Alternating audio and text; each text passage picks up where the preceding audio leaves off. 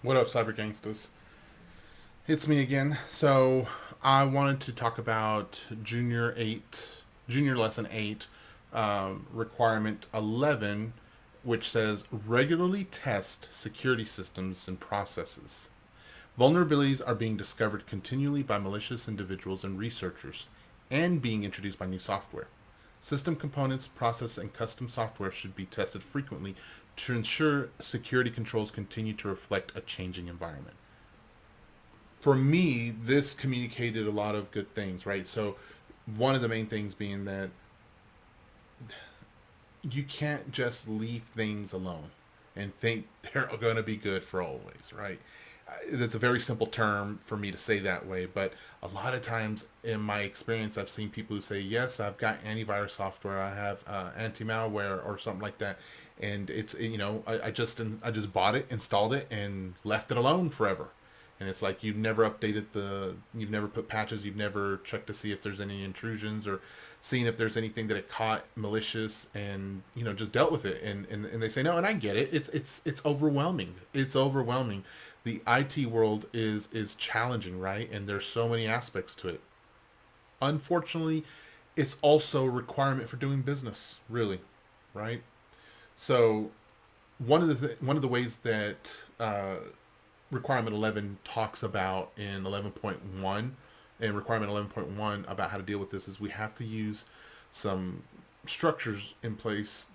It was called IDS and IPS, and I'll be honest with you, I didn't understand what that was at the beginning, but I used our handy glossary to look up the definitions. And so the acronym for IDS is Intrusion Detection System.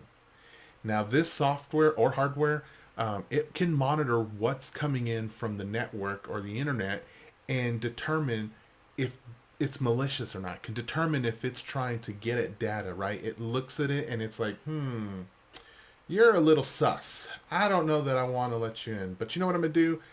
I'm gonna let you. I can't stop you from coming in, but I can at least alert the right people that you're here and that you're trying to get in or that you are in. That's what an IDS is. An IPS is the acronym for Intrusion Prevention System. So IDS is not the same thing as IPS, right? It's kind of like IPS relies on IDS's identification of an individual, or not individual, but a malicious intrusion. Let's say it like that, right?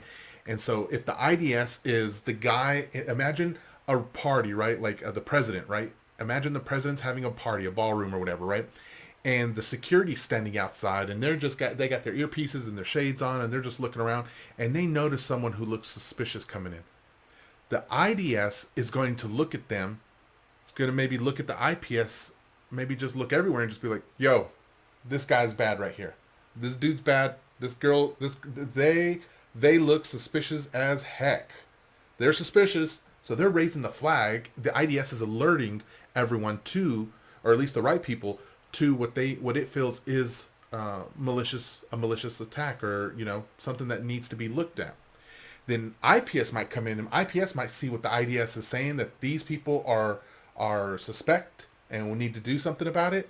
IPS is going to come in, and they're going to look at them, and they're going to be like, "Come with me, ma'am and sir," and might escort them out and get them out of the situation so that everyone is fine, that there's no intrusion, there's no bad attempts at anything to happen with the people in the room, right?